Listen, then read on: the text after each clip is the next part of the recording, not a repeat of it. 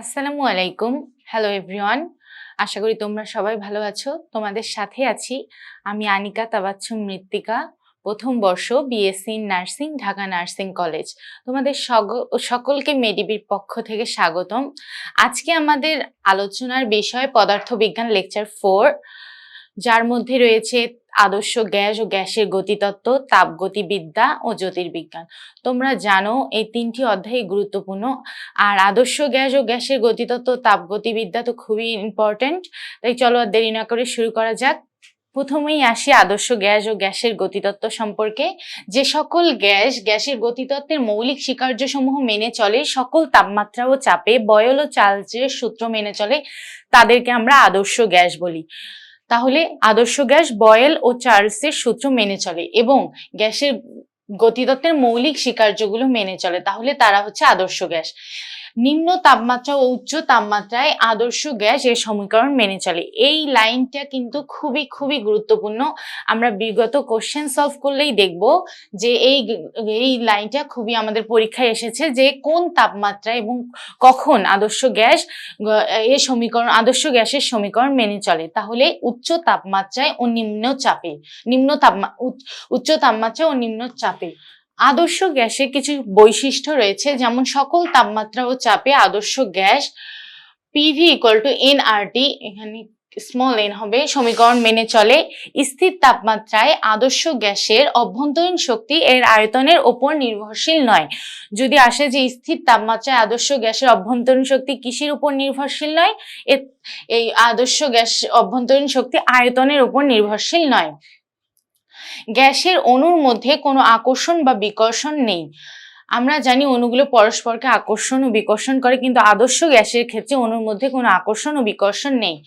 আদর্শ গ্যাসের অণুসমূহের মোট আয়তন গ্যাস দ্বারা দখলকৃত আয়তনের তুলনায় নগণ্য। মানে আমরা যদি আদর্শ গ্যাসের অণুসমূহের মোট আয়তন গণনা করি, সেক্ষেত্রে গ্যাস দ্বারা যে দখলকৃত আয়তন তার তুলনায় খুবই নগণ্য। কোনো পদার্থের অবস্থা তিনটি রাশি, যেমন তাপমাত্রা, আয়তন, চাপ। তারপরে কোনো পদার্থের অবস্থা কয়টি রাশি? তিনটি রাশি। সেগুলো কি কি? তাপমাত্রা, আয়তন ও চাপ। এবং এদেরকে আমরা কি বলি? এদেরকে বলা হয় চলরাশি। তাহলে পরীক্ষায় যদি আসে যে নিচের কোনটি চলরাশি নয়, তাহলে এই তিনটি বাদে যেটি থাকবে সেটি হবে আনসার। যেমন তাপমাত্রা, আয়তন, চাপ ও ঘনমাত্রা যদি থাকে, সেক্ষেত্রে হবে ঘনমাত্রা আনসার। সাধারণ তাপমাত্রা ও চাপে যেসব পদার্থ বায়বীয় অবস্থায় থাকে তাদেরকে আমরা গ্যাস বলি। আমরা এটা সবাই জানি, গ্যাসীয় অবস্থারই আরেক নাম হচ্ছে বায়বীয় অবস্থা। সংকট তাপমাত্রার উপরে কোনো পদার্থের বায়বীয় অবস্থার নাম গ্যাস। আমরা সংকট তাপমাত্রা সম্পর্কে কিছুক্ষণ পরে জানবো, এটা মনে রাখো। তাহলে সংকট তাপমাত্রার উপরে কোনো পদার্থের বায়বীয় অবস্থার নামও কিন্তু গ্যাস। গ্যাসের কয়েকটি সূত্র আছে, যেমন বয়েলের সূত্র, চার্লসের সূত্র, চাপীয় সূত্র, অ্যাভোগাড্রোর সূত্র। আমরা এখন বয়েলের সূত্র সম্পর্কে জানবো। বয়েলের সূত্রে কিন্তু সবসময় তাপমাত্রা স্থির থাকে। তাহলে তাপমাত্রা স্থির থাকলে কোনো নির্দিষ্ট ভরের গ্যাসের আয়তন তার চাপের ব্যস্তানুপাতিক। তাহলে বয়েলের সূত্রে কি? নির্দিষ্ট আয়তনটা চাপের ব্যস্তানুপাতিক। এক্ষেত্রে টিটা হবে স্থির, তাপমাত্রা চাপের ব্যস্তানুপাতিক। এতে স্থির তাপমাত্রায় নির্দিষ্ট ভরের গ্যাসের আয়তন ও চাপের লেখচিত্র একটি আয়তাকার পরাবৃত্ত। এখানে কোশ্চেনে দেয়া থাকে যে স্থির তাপমাত্রায় নির্দিষ্ট ভরের গ্যাসের আয়তন ও চাপ এর লেখচিত্র নিচের কোনটি? পরাবৃত্ত, আয়তাকার পরাবৃত্ত, সরল রেখা নাকি বৃত্তীয়? তাহলে আয়তাকার পরাবৃত্ত। চার্লসের সূত্র। নির্দিষ্ট চাপে, চতে কি? চতে চাপ। তাহলে চার্লসের সূত্রে কি স্থির থাকবে? চার্লসের সূত্রে স্থির থাকবে হচ্ছে চাপ। নির্দিষ্ট চাপে একটি নির্দিষ্ট ভরের কোনো গ্যাসের আয়তন তার পরম তাপমাত্রার সমানুপাতিক। অর্থাৎ চাপটা যদি স্থির থাকে, সেক্ষেত্রে ভরের কোনো গ্যাসের আয়তন V = T। এটাই হচ্ছে চার্লসের সূত্র। এবার আসি দেখো চাপীয় সূত্র। 1842 খ্রিস্টাব্দে বিখ্যাত বিজ্ঞানী রেনো এই সূত্র আবিষ্কার করেন। তাহলে কোন বিজ্ঞানী? বিজ্ঞানী রেনো। নির্দিষ্ট আয়তনে একটি ভরের কোনো গ্যাসের চাপ তার পরম তাপমাত্রার সমানুপাতিক। আয়তনটা নির্দিষ্ট আর চাপ তার পরম তাপমাত্রার কি হবে? পি সমানুপাতিক টি, পরম তাপমাত্রার সমানুপাতিক হবে। তোমরা এই যে ইকুয়েশন গুলা মনে রাখবা, তাহলে তোমাদের কোশ্চেনে কিন্তু পুরা আসবে না। তোমাদের বলবে এরকম করে যে নিচে কোনটি বয়েলের সূত্রের সমীকরণ, নিচে কোনটি চার্লসের সূত্রের সমীকরণ। এক মোল আদর্শ গ্যাসের তাপমাত্রা 1 ডিগ্রি বাড়ালে তা যে পরিমাণ কাজ সম্পন্ন করে তাকে সর্বজনীন গ্যাস ধ্রুবক বলা হয়। এই গ্যাস ধ্রুবকের মানটা কিন্তু খুবই ইম্পর্টেন্ট, মান প্লাস এর একক ও মাত্রা। যেমন আর একে আর দ্বারা প্রকাশ করা হয়, আর এর একক কি? একক হচ্ছে joule, kelvin inverse 1, mole inverse 1। অর্থাৎ joule, kelvin inverse 1, mole inverse 1। আর এর মান কত? 8.314 joule kelvin inverse 1, mole inverse 1। এখন আসো প্রমাণ তাপমাত্রা। প্রমাণ তাপমাত্রাটা কি? যে তাপমাত্রা ও চাপে বরফ গলে পানিতে আর পানি জমে বরফে পরিণত হয় তাকে প্রমাণ তাপমাত্রা বলে। প্রমাণ তাপমাত্রা হচ্ছে 0 ডিগ্রি সেন্টিগ্রেড বা 273 কেলভিন। 0 ডিগ্রি সেন্টিগ্রেডটাকে আমরা কিভাবে ক্যালভিনে করতে পারি? যখন আমাদের ডিগ্রি সেন্টিগ্রেড যাবে আমরা 273 যোগ দেব, সেক্ষেত্রে ক্যালভিনে আসলে কত হবে? 273 ক্যালভিন। ক্যালভিনের ক্ষেত্রে কিন্তু ডিগ্রি ক্যালভিন হয় না, শুধু ক্যালভিন হয়। দেখো কিছু জানার বিষয় আছে। এসটিপি তে প্রমাণ তাপমাত্রা 273 ক্যালভিন, বায়ুর ঘনত্ব 1.293 কেজি মিটার ইনভার্স 3। তাহলে এসটিপি তে কি কি জানলাম আমরা? তাপমাত্রাটা হচ্ছে 273 ক্যালভিন, ঘনত্ব হচ্ছে 1.293 কেজি মিটার ইনভার্স 3। আর প্রমাণ চাপ 45 ডিগ্রি অক্ষাংশে 273 ক্যালভিন তাপমাত্রায় উলম্বভাবে অবস্থিত 760 মিলিমিটার উচ্চতা বিশিষ্ট শুষ্ক ও বিশুদ্ধ পারদ স্তম্ভ যে চাপ দেয় তাকে প্রমাণ চাপ বলে। তাহলে প্রমাণ চাপের ক্ষেত্রে কি হবে? অক্ষাংশটা 45 ডিগ্রি অক্ষাংশ। আমরা যে অভিকর্ষ স্তরণের মান নিয়েছিলাম, জি এর মান, সেটাও কিন্তু 45 ডিগ্রি অক্ষাংশে ছিল। তোমরা চেষ্টা করবা মিলিয়ে পড়ার জন্য, সেক্ষেত্রে তোমাদের মনে থাকবে। তাহলে প্রমাণ চাপও কিন্তু 45 ডিগ্রি অক্ষাংশে এবং তার 273 ক্যালভিন তাপমাত্রায়, এবং পারদের সাথে এটি মাপতে হয় 760 মিলিমিটার উচ্চতা বিশিষ্ট বিশুদ্ধ পারদ স্তম্ভ যে চাপ দেবে। এর মান কি দেখো? 760 মিলিমিটার পারদ বা 1.013 ইন্টু 10⁵ প্যাসকেল। যেহেতু চাপের একক আমরা কি জানি? প্যাসকেল বা নিউটন মিটার ইনভার্স 2। প্যাসকেলকে আবার লেখা যায় নিউটন মিটার ইনভার্স 2। পরম শূন্য তাপমাত্রা দেখো। পরম শূন্য তাপমাত্রা যে তাপমাত্রা স্থির চাপে কোনো নির্দিষ্ট ভরে গ্যাসের আয়তন শূন্য হয়, অর্থাৎ গতিশক্তি পুরোপুরি লোপ পায়, সেটি হচ্ছে পরম শূন্য তাপমাত্রা। তাই পরম শূন্য তাপমাত্রায় গ্যাসের আয়তন শূন্য হবে এবং গতিশক্তি লোপ পাবে। পরম শূন্য তাপমাত্রা কত? 0 ক্যালভিন। ওকে। আর এটাকে কি লেখা যায়? -273 ডিগ্রি সেন্টিগ্রেড। দেখো আমরা যখন সেন্টিগ্রেড থেকে ক্যালভিনে করি সেক্ষেত্রে আমরা 273 যোগ দিই, কিন্তু ক্যালভিন থেকে সেন্টিগ্রেডে করলে সেক্ষেত্রে 273 বিয়োগ দেব। এখন 0 থেকে আমরা যখন 273 বিয়োগ দেব সেক্ষেত্রে কি হবে? -273 ডিগ্রি সেন্টিগ্রেড। এই মানটা কিন্তু খুবই গুরুত্বপূর্ণ। এখন গ্যাসের অণুর কিছু মৌলিক স্বীকার্য দেখো। প্রত্যেক গ্যাসই সমান ভরের অসংখ্য ক্ষুদ্র কণা নিয়ে গঠিত। এই ক্ষুদ্র কণাগুলোর নাম কি? অণু। আবার অণুগুলো নিউটনের গতিসূত্র মেনে চলে। কোনো একটি গ্যাসের অণুগুলো সদৃশ, কিন্তু হাইড্রোজেন ও অক্সিজেন গ্যাসের অণুগুলো সদৃশ নয়। তাহলে গ্যাসের অণুগুলো সাধারণত সদৃশ, কিন্তু কোন কোন গ্যাসের ক্ষেত্রে সদৃশ নয়? হাইড্রোজেন আর অক্সিজেন, H2 ও O2। গ্যাসের অণুগুলো বিন্দু ভর আদর্শ স্থিতিস্থাপক গোলক। অণুগুলোর মধ্যবর্তী দূরত্বের তুলনায় এদের আয়তন হচ্ছে উপেক্ষণীয়, অর্থাৎ অণুগুলোর মধ্যবর্তী দূরত্ব যেটা হবে তার থেকে আয়তনটা উপেক্ষণীয়। আধারের আয়তনের তুলনায় দূরত্বের এর মধ্যস্থিত গ্যাসের অণুগুলোর আয়তন নগণ্য, মানে খুবই অল্প। পরস্পরের কোনো আকর্ষণ বা বিকর্ষণ বল নেই। গ্যাসের শক্তি হচ্ছে গ্যাসের গতিশক্তি। আমরা এর আগেই পড়ছি যে আদর্শ গ্যাসে আকর্ষণ বা বিকর্ষণ বল নেই অণুগুলোর মধ্যে। তাপমাত্রা বেড়ে গেলে অণুগুলোর বেগ বৃদ্ধি পায়, তাহলে তাপমাত্রার সাথে বেগের প্রপোর্শনাল সম্পর্ক, মানে সমানুপাতিক, টি সমানুপাতিক ভি। গড় মুক্ত পথ দেখো, গড় মুক্ত পথ কাকে বলে? অণুগুলো দুটি ধাক্কার মধ্যবর্তী সময়ে সরল রেখা বরাবর, সমবেগের সরল রেখা বরাবর চলে। ধাক্কার মধ্যবর্তী দূরত্বটাকে আমরা বলবো গড় মুক্ত পথ। গ্যাসের পরম তাপমাত্রায় অণুগুলোর গতিশক্তি কি হবে? গতিশক্তির সমানুপাতিক হবে, অর্থাৎ পরম তাপমাত্রায় অণুগুলোর মোট গতিশক্তি সমানুপাতিক হবে। আরো কিছু তথ্য আমাদের জানা দরকার, যেমন বিজ্ঞানী বার্নৌলিকে গ্যাসের গতিতত্ত্বের জনক বলা হয়।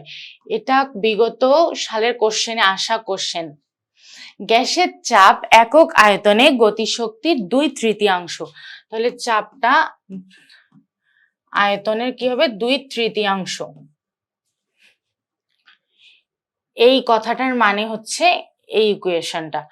পরম শূন্য তাপমাত্রায় অণুর বেগ কত হয়? পরম শূন্য তাপমাত্রায় অণুর বেগ হয় 0। আদর্শ গ্যাসের সমীকরণ দেখো, পিভি ইকুয়াল টু আরটি। আমরা মূলত জানি কি পিভি ইকুয়াল টু এনআরটি। এটা হচ্ছে অণুর সংখ্যা, আর আদর্শ গ্যাসের ক্ষেত্রে পিভি ইকুয়াল টু আরটি। পদার্থবিজ্ঞান ভ্যান ডার ওয়ালস অণুগুলোর সীমিত আকার ও মধ্যকার আন্তঃআণবিক বল বিবেচনা করে একটি সমীকরণ দেন। সেটা হলো, দেখো এই এগুলো হচ্ছে স্মল এ বি, এখানে ক্যাপিটাল আসছে, sorry, P plus A by V square into V minus N B বা B is equal to R T. এই সমীকরণটা তোমাদের জানতে হবে। আমি লিখে দিচ্ছি, P plus A by V square, N যদি থাকে এন সংখ্যক অণুর ক্ষেত্রে সেক্ষেত্রে এন হবে N by V square into V minus B বা এন বি, এনআরটি যদি এন সংখ্যক অণুর ক্ষেত্রে হয়, কিন্তু মূলত ভ্যান ডার ওয়ালস সমীকরণ এটা। তবে দেখো এ আর বি, এই যে এ আর বি এগুলো কিন্তু পরিবর্তনশীল, এরা কিন্তু নির্দিষ্ট না, এদের মান পরিবর্তনশীল। মূল গড় বর্গবেগ, মূল গড় বর্গবেগ কি আমরা কিছুক্ষণ পরে জানবো, কিন্তু মূল গড় বর্গবেগের একটি সূত্র আছে, সেটা দিয়ে অনেক সময় অনেক ম্যাথ আসে, যেমন C equal to √3r T divided by M. এখানে এম কি? এম ভর, টি তাপমাত্রা, আর হচ্ছে যে 8.314 joule kelvin inverse 1 mole inverse 1, সেটা হচ্ছে আর মোলার গ্যাস ধ্রুবক। তো 3 তো রুট করলেই আনসার পেয়ে যাব। দেখো এটি মূল গড় বর্গবেগ আবার কি পরম তাপমাত্রার বর্গমূলের সমানুপাতিক। আমরা তো সূত্র থেকেই বুঝতে পারছি, যখন √3RT, সেক্ষেত্রে এই যে তাপমাত্রাটার বর্গমূলের সমানুপাতিক, তার মানে √T মানে কি, যে তার মূল গড় বর্গবেগ পরম তাপমাত্রার বর্গমূলের সমানুপাতিক। এবার দেখো স্বাভাবিক তাপমাত্রা ও চাপে নাইট্রোজেনের ঘনত্ব হচ্ছে 1.25 কেজি মিটার ইনভার্স 3। এটা মানটা মনে রাখবা। আমাদের এই কটা অধ্যায়ে কিছু ম্যাথও আছে, আবার কিছু থিওরি আছে, থিওরিগুলো তোমাদের মনে রাখতে হবে, এবং কিছু মান আছে যেগুলো মুখস্থ করতেই হবে, যেমন নাইট্রোজেনের ঘনত্ব, আর এর মান, আরো অনেক কিছু। 27 ডিগ্রি সেন্টিগ্রেড তাপমাত্রায় প্রতি গ্রাম অণু হিলিয়াম গ্যাসের গতিশক্তি 3735 জুল মোল ইনভার্স 1। তোমরা মেডিকেল কোশ্চেন বলো, নার্সিং কোশ্চেন বলো, এই কোশ্চেনটা কিন্তু অনেকবার এসেছে যে হিলিয়াম গ্যাসের গতিশক্তি কত, 3735, অর্থাৎ 3735 জুল মোল ইনভার্স 1। বিজ্ঞানী ক্লোসিয়াস গড় মুক্ত পথের গাণিতিক রাশিমালা বের করেন। ল্যামডা ইকুয়াল টু কি 1/πa²n। এটা হচ্ছে গড় মুক্ত পথের রাশিমালা, গাণিতিক রাশিমালা। একে আমরা কি দ্বারা প্রকাশ করি? ল্যামডা দ্বারা প্রকাশ করি। এখানে গড় মুক্ত পথ অণুর সংখ্যার ব্যস্তানুপাতিক। দেখো তো এখানে অণুর সংখ্যার ব্যস্তানুপাতিক, এই যে এনটা হচ্ছে কি অণুর সংখ্যা, এটা কি ব্যাস, ব্যাসের বর্গের ব্যস্তানুপাতিক, ব্যাসের বর্গের ব্যস্তানুপাতিক আর ঘনত্বের ব্যস্তানুপাতিক। আমাদের হচ্ছে সূত্র দেখেই আমরা বলতে পারবো যে কোনটির সমানুপাতিক কোনটির ব্যস্তানুপাতিক, তাই আমাদের সূত্রটা মনে রাখা খুবই দরকার। ব্রাউনীয় গতিসূত্রের আবিষ্কারক আইনস্টাইন, এটা আমরা ভৌত জগৎ অধ্যায়ে পড়ে এসেছি। ম্যাক্সওয়েলের বেগ বন্টন সূত্র অবলম্বনে গড় মুক্ত পথ। গড় মুক্ত পথ কিন্তু শুধু বিজ্ঞানী ক্লসিয়াস বের করেননি, বিজ্ঞানী ম্যাক্সওয়েলেরও একটি সূত্র আছে। সেটি আবার কি? সেটিতে দেখবা 1/√2, উনি আবার 1/√2 ইন্টু পাই এ স্কয়ার এন, এইটা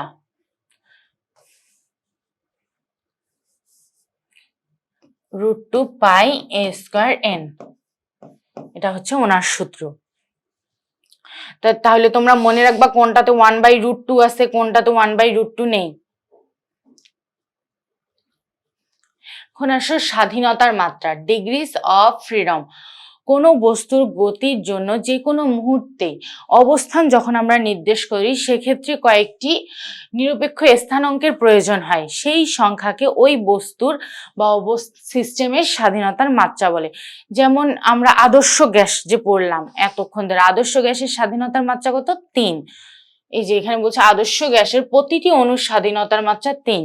এক পারমাণবিক গ্যাসের ক্ষেত্রে 1, এর স্বাধীন x = 1, তাই এর স্বাধীনতার মাত্রা 3। তবে দ্বিপরমাণবিক গ্যাসের যেহেতু দ্বিপরমাণু মানে 2, তার এই সেক্ষেত্রে এর স্বাধীনতার মাত্রা 5। দেখবা শুধু তোমরা মনে রাখবে এক পারমাণবিক গ্যাসের ক্ষেত্রে স্বাধীনতার মাত্রা কত, আদর্শ গ্যাসের ক্ষেত্রে স্বাধীনতার মাত্রা কত, এবং দ্বিপরমাণবিক গ্যাসের ক্ষেত্রে স্বাধীনতার মাত্রা কত। আদর্শ গ্যাসে 3, এক পারমাণবিকেও 3 আর দ্বিপরমাণবিকেও 5। এক পারমাণবিক গ্যাসের ক্ষেত্রে গামা এর মান 1.67, এটা কিন্তু অনেকবার আসছে। আর দ্বিপরমাণবিক গ্যাসের ক্ষেত্রে 1.40 এবং ত্রিপরমাণবিক গ্যাসের ক্ষেত্রে 1.33। দ্বিপরমাণবিক গ্যাস বলতে নাইট্রোজেন, অক্সিজেন, হাইড্রোজেন, এগুলো হচ্ছে দ্বিপরমাণবিক গ্যাস। আর ত্রিপরমাণবিক গ্যাস হচ্ছে কার্বন ডাই অক্সাইড, পানি, এসব। প্রত্যেক অণুর স্বাধীনতার মাত্রা হাফ কেটি। তাহলে আমাদের যদি কোশ্চেনে আসে প্রত্যেক অণুর স্বাধীনতার মাত্রা নিচের কোনটি, কি লিখবা তোমরা? Half Katie. আশা করি তোমরা এই স্লাইডটি বুঝতে পেরেছো। এই স্লাইডে কিন্তু অনেক গুরুত্বপূর্ণ তথ্য আছে, সেগুলো আমাদের মনে রাখতে হবে এবং কিছু কিছু মান আছে যেগুলো আমাদের মুখস্থ করতে হবে। কোনো স্থানে পানির উৎসের উপস্থিতি, অক্ষাংশ, সমুদ্রপৃষ্ঠ হতে তার অবস্থান প্রভৃতির ওপর বায়ুমণ্ডলের জলীয় বাষ্পের পরিমাণ নির্ভর করে। অর্থাৎ উৎসের উপস্থিতি, অক্ষাংশ, জলীয় বাষ্পের পরিমাণ নির্ভর করে। বায়ুতে অণুসমূহ ইতস্তত ছোটাছুটি করার ফলে পাত্রের একক ক্ষেত্রফলের উপর বায়ুর অণুসমূহ যে বল প্রয়োগ করে সেটি হচ্ছে বায়ুর চাপ। তাহলে চাপ কাকে বলে? একক ক্ষেত্রফলের উপর যে বল প্রয়োগ করে অণুসমূহ সেটি হচ্ছে চাপ, F/A। প্রতি বর্গমিটারে 1 নিউটন বলকে আমরা কি বলবো? 1 প্যাসকেল। অর্থাৎ চাপের একক কি? প্যাসকেল না? প্যাসকেল সমান কি? Newton metre inverse 2।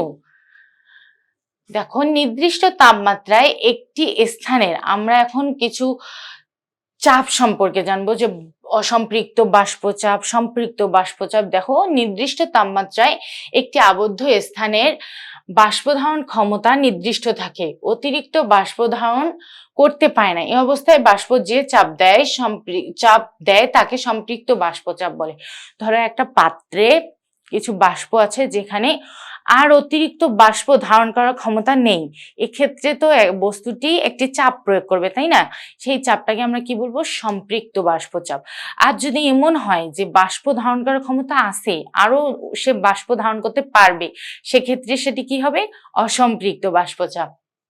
দেখো, অর্থাৎ নির্দিষ্ট তাপমাত্রায় কোনো আবদ্ধ স্থানের বাষ্প যে চাপ দেয় তাকে সম্পৃক্ত বাষ্পচাপ বলে। সেটাই, যে নির্দিষ্ট স্থানে যে চাপ দিতেছে সেটাই সম্পৃক্ত বাষ্পচাপ। সম্পৃক্ত বাষ্পচাপ কিন্তু চার্লস ও বয়েলের সূত্র মানে না। এটা কিন্তু খুবই গুরুত্বপূর্ণ একটা তথ্য। তোমাদের কোশ্চেনে আসতে পারে যে সম্পৃক্ত বাষ্পচাপ না, চার্লস ও বয়েলের সূত্র কোন বাষ্পচাপ মানে না, সম্পৃক্ত বাষ্পচাপ নাকি অসম্পৃক্ত বাষ্পচাপ? সম্পৃক্ত বাষ্পচাপ। দেখো, কোনো নির্দিষ্ট তাপমাত্রায় কোনো আবদ্ধ স্থানের বাষ্পচাপ যদি সর্বোচ্চ বাষ্পচাপের চেয়ে কম হয়, এই সেম কথা, যে চাপ আছে সেটি যদি সর্বোচ্চ চাপের থেকে কম হয় সেক্ষেত্রে সেটি অসম্পৃক্ত বাষ্পচাপ। জলীয় বাষ্পের সাথে চাপের ব্যস্তানুপাতিক সম্পর্ক। তার মানে কি, ব্যস্তানুপাতিক বলতে আমরা কি বুঝি? যে কমলে বাড়বে, বাড়লে কমবে। অর্থাৎ জলীয় বাষ্প বৃদ্ধি পেলে চাপ কমবে, চাপ বাড়লে জলীয় বাষ্প কমবে। এ যদি কমে আরেকজন বাড়বে।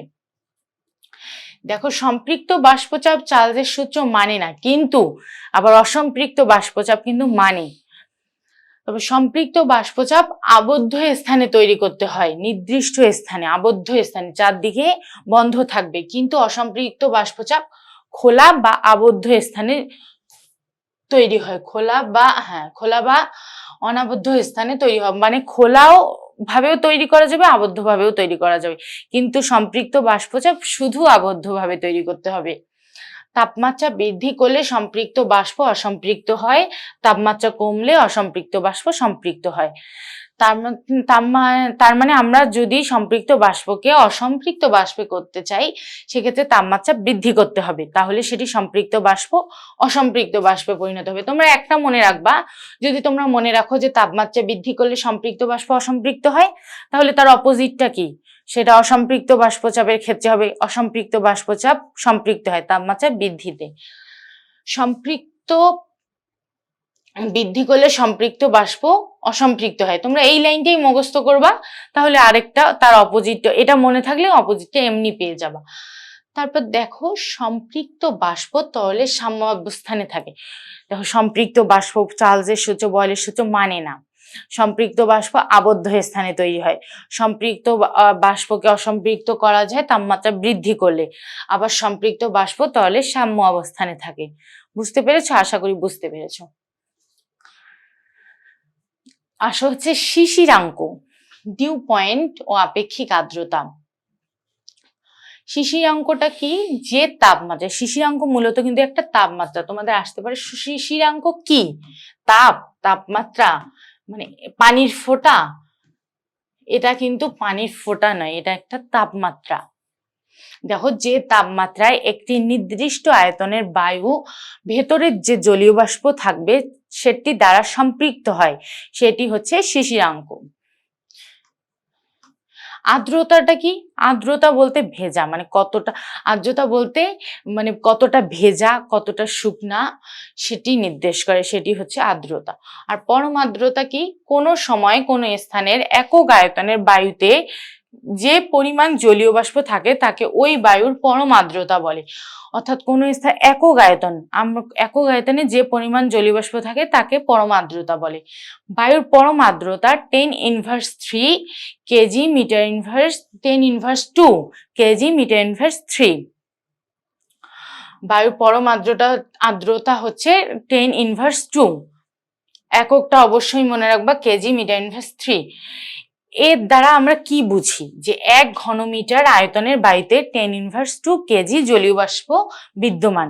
অনেক সময় আসে যে বায়ুর পরম আর্দ্রতা 10⁻² কেজি মিটার ইনভার্স 3 বলতে 10 কি বুঝো? তার মানে কি, 1 ঘনমিটার আয়তনে বায়ুতে 10⁻² জলীয় বাষ্প আছে, এটি হচ্ছে সেটার মানে। আপেক্ষিক আর্দ্রতা, আপেক্ষিক আর্দ্রতাকে আর দ্বারা প্রকাশ করা হয়। আবার আর দ্বারা কি প্রকাশ করা হয়? মোলার গ্যাস ধ্রুবক। তাহলে আপেক্ষিক আর্দ্রতা আর ইকুয়াল টু শিশিরাঙ্কের সম্পৃক্ত জলীয় বাষ্পের চাপ ভাগ বায়ুর তাপমাত্রায় সম্পৃক্ত জলীয় বাষ্পের চাপ। অর্থাৎ শিশিরাঙ্কে সম্পৃক্ত জলীয় বাষ্প যে চাপ প্রয়োগ করবে ভাগ মানে তার বায়ুর তাপমাত্রায় সম্পৃক্ত জলীয় বাষ্পের চাপের অনুপাতকে আমরা বলবো আপেক্ষিক আর্দ্রতা। এবং আপেক্ষিক আর্দ্রতাকে সবসময় পার্সেন্টেন্সে করতে হবে। দেখো, আমরা যদি শিশিরাঙ্কে সম্পৃক্ত জলীয় বাষ্পকে এফ ড্যাশ ধরি, আর বায়ুর তাপমাত্রায় জলীয় বাষ্পের চাপকে এফ ধরি, সেক্ষেত্রে তাদের অনুপাত ইন্টু 100%। এখন আর্দ্রতা মিতিক কিছু দেখবা বাস্তব ঘটনা আছে, যেমন আমরা যে মেঘাচ্ছন্ন রাত দেখি, মেঘশূন্য রাত দেখি, রাতে শীতকাল আসতেছে, আমাদের শীতকালে দেখবা ভোরে উঠলে ঘাসের উপর পানির ফোঁটা পড়ে, এটা মানে কখন, মানে কোন টাইমে শিশির ভালো জমবে, এই ক্ষেত্রে আমাদের আর্দ্রতা মিতি কিছু বাস্তব ঘটনা আছে। যেমন মেঘাচ্ছন্ন রাত্রি অপেক্ষা মেঘশূন্য রাত্রি শিশির জমার জন্য সহায়ক, অর্থাৎ মেঘাচ্ছন্ন রাত্রিতে কিন্তু শিশির জমবে না, কখন জমবে, মেঘশূন্য রাত্রিতে শিশির জমবে। বর্ষার দিন অপেক্ষা শীতকালে ভেজা কাপড় তাড়াতাড়ি শুকায়, কারণ বর্ষার দিন কি আর্দ্রতা বেশি থাকে, আর শীতকালে কিন্তু আর্দ্রতা কম থাকে, তাই ভেজা কাপড় তাড়াতাড়ি শুকাবে। গরমের দিন কুকুর জিহ্বা বের করে দৌড়ায়, কারণ তাদের প্রচুর গরম লাগে, তাই তারা তাদের ভেতরে সুপ্ততা বজায় রাখার জন্য জিহ্বা বের করে দৌড়ায়, যাতে তাদের ভেতরে ঠান্ডা অনুভূত হয়। ঘর্মাক্ত দেহে পাখার বাতাস লাগলে আরাম লাগে, এটা তো আমরা সবাই জানি, এটাও নিজেদের সুপ্ততাপ মানে আপেক্ষিক সুপ্ততাপ অর্জনের জন্যই। শীতকালে শরীরে ও ঠোঁটে মুখে গ্লিসারিন বা পমেড লাগানো হয়, এই যে শীতকাল আসতেছে আমরা সবাই যেটি করে থাকি, যাতে আমাদের ঠোঁটের আর্দ্রতাটা ঠিক থাকে। বায়ুর আর্দ্রতা নির্ণয়ের জন্য আমরা যে যন্ত্র ব্যবহার করে থাকি তাকে আমরা বলি হাইগ্রোমিটার। আমরা ভৌত জগতে অনেক যন্ত্র সম্পর্কে জেনেছি, এটি হচ্ছে মানে বায়ুর আর্দ্রতা যে হাইগ্রোমিটার সেটি হচ্ছে 4 প্রকার। কি কি? আর্দ্র বা শুষ্ক। আর্দ্র যেটা সেটি কিন্তু সিক্ত অর্থাৎ ভেজা, ও শুষ্ক বাল্ব হাইগ্রোমিটার, শিশিরাঙ্ক আর্দ্রতা মাপক যন্ত্র, রাসায়নিক আর্দ্রতা মাপক যন্ত্র, কেশ আর্দ্রতা মাপক যন্ত্র। এখন এই 4টিকে আমরা রাশি আঁকে এভাবে মনে রাখতে পারি। রতে হচ্ছে রাসায়নিক আর্দ্রতা মাপক যন্ত্র, শীতে হচ্ছে শিশিরাঙ্ক আর্দ্রতা মাপক যন্ত্র, আতে হচ্ছে আর্দ্র বা সিক্ত, আর কেতে হচ্ছে কেশ আর্দ্রতা মাপক যন্ত্র। এখন আর্দ্র বা সিক্ত যেটা শুষ্ক যেটা হাইগ্রোমিটার আছে সেটি হচ্ছে সরল হাইগ্রোমিটার। আমরা যে পূর্বাভাস পাই আবহাওয়া অফিস থেকে সেখানে কিন্তু আমাদের এই হাইগ্রোমিটারটাই ব্যবহার করা হয়, আর্দ্র বা সিক্ত বা শুষ্ক হাইগ্রোমিটার। দেখো, বায়ু যত বেশি শুষ্ক হবে আর্দ্রতা তত কম হবে আর বাষ্পায়ন দ্রুত হবে, অর্থাৎ বায়ু প্রপোর্শনাল 1 আর্দ্রতা ইন্টু বাষ্পায়ন, মানে ইন্টু তো না, প্রপোর্শনাল। এটা মানে কি, মানে বায়ু বেশি তার আর্দ্রতা কম, মানে বায়ুর যত বেশি শুষ্ক, মানে বায়ুর শুষ্কতা, বায়ু শুষ্ক যত বেশি সেটির আর্দ্রতা তত কম এবং বাষ্পায়নটা তাড়াতাড়ি হবে, এটাই বলা হয়েছে।